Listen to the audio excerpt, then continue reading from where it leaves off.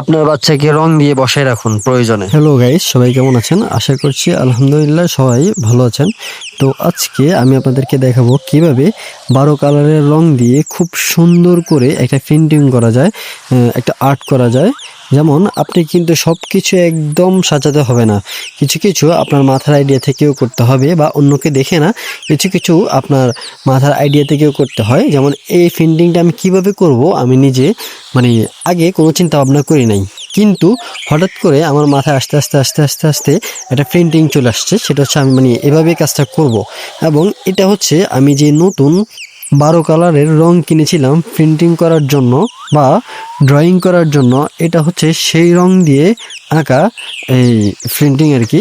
যেটা দেখতে আমার কাছে, আমি প্রথমত চিন্তা করি নাই যে এত ভালো হবে। যাই হয়েছে মোটামুটি নিজে থেকে হঠাৎ করে মাথা চলে আসছে যে এভাবে আঁকলে সুন্দর হবে, এভাবে আঁকলে ভালো হবে। ঠিক সেমভাবেই আমি আঁকছি, আলহামদুলিল্লাহ অনেক ভালো হয়েছে। এবং যারা মা বাবা আছেন তাদেরকে উদ্দেশ্য করে আমি একটা কথা বলতে চাই, সেটা হচ্ছে যে আপনার বাচ্চাকে আপনার রং দিয়ে রাখুন। তারা বিভিন্ন সময় বিভিন্ন কিছু আঁকবে, তাদেরকে কিছু ভিডিও দেখতে দিবেন, তখন তারা আস্তে আস্তে শিখে যাবে। আর সব কিছু ভিডিও আকারে করলে হবে না, নিজে থেকেও কিছু আর্ট দিতে হবে, নিজে থেকেও কিছু করতে হবে।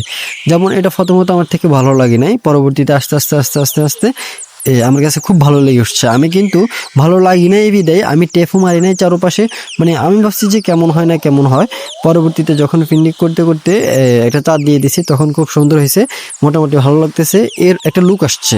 এর পরবর্তীতে যখন একটা গাছ দিয়ে দিয়েছি, তখন একটা লুক চলে আসছে, অস্থির একটা লুক আসছে। তো ঠিক আছে, সবাই ভালো থাকবেন, আমাদের পেইন্টিংগুলো দেখবেন এবং আমাদের চ্যানেলটি সাবস্ক্রাইব করে আমাদের পাশে থাকবেন। আল্লাহ হাফেজ, সবাই ভালো থাকবেন, সুস্থ থাকবেন।